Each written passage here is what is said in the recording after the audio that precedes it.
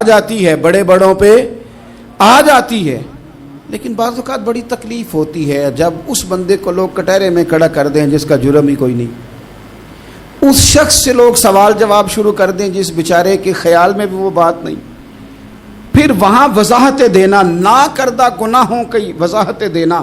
یہ بڑا بوجھ بنتا ہے، بڑی تکلیف ہوتی، اور لوگ کرتے ہیں یہ کام۔ پھر اللہ تعالیٰ جب بندوبست فرمائے، صحیح بخاری میں حضرت جریج کا ذکر فرمایا، جریج نفل پڑھ رہے تھے، ماں نے آواز دی، وہ آ نہیں سکے، نماز میں تھے، ماں ناراض ہو گئی، اس نے ہاتھ اٹھا کے کہا اللہ یہ اتنی دیر تک مرے نہ جب تک کسی بری عورت کا منہ نہ دیکھ لے۔ کسی اور کی دعا کے لیے سند نہیں ہے کہ وہ تیرے حق میں ضرور قبول ہوگی، لیکن ماں باپ کی دعا کے لیے میرے نبی پاک نے سند بیان کی ہے۔ سید عالم صلی اللہ علیہ وسلم فرماتے ہیں جب بھی ماں باپ اولاد کے لیے ہاتھ اٹھاتے ہیں رب ضرور قبولیت کا شرف عطا کرتا ہے۔ تو جہاں سند موجود ہے نا، کچھ افتتاح ابا جی سے بھی کرا لینے چاہیے، کچھ کام شروع کرنے سے پہلے صرف اماں سے ہی دعا کرا لینی چاہیے، یہ والا افتتاح بھی بڑے کام کا ہے کیونکہ یہاں سند بیان کر دیا میرے نبی کریم۔ تو جناب جریج کی ماں ناراض ہو گئی، کہنے لگی اللہ اس نے میری بات نہیں سنی، اب تھے تو وہ نیک، لیکن رب کریم کی حکمت کا تقاضا ہے، ماں کی دعا کو بھی قبول کرنا تھا، اللہ نے آزمائش میں مبتلا کر دیا۔ والدہ تو چلی گئیں، وہ ایک خیمے میں، ایک کٹیا میں، ایک جھونپڑی میں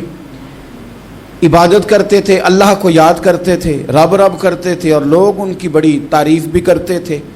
لوگ ان کے ارادت مند بھی تھے، عقیدت مند بھی تھے، اہل محبت بھی تھے۔ ایک عورت آ گئی، بس وہ اللہ کی حکمت پوری ہونی تھی، اس نے آ کے پہلے تو انہیں اپنی طرف مائل کرنا چاہا، جب نہ مائل ہوئے تو الزام لگا دیا۔ یہ ہمارے دور کا تقاضا ہے، لوگ پہلے آپ کو اپنے حق میں قائل کرتے ہیں، اپنی فرما برداری میں لانا چاہتے ہیں، اگر آپ نہیں آتے تو پھر وہ آپ کو مجرم قرار دے دیتے ہیں، یا میرے ساتھ چل ورنہ پھر میں تیرے خلاف پراپوگنڈا کروں گا۔ دو ہی باتیں، پہلے اس نے قائل کیا، جب جناب جنید قائل نہ ہوئے تو اس نے قریب ایک چرواہا تھا، اس چرواہے کے ساتھ جا کے منہ کالا کیا،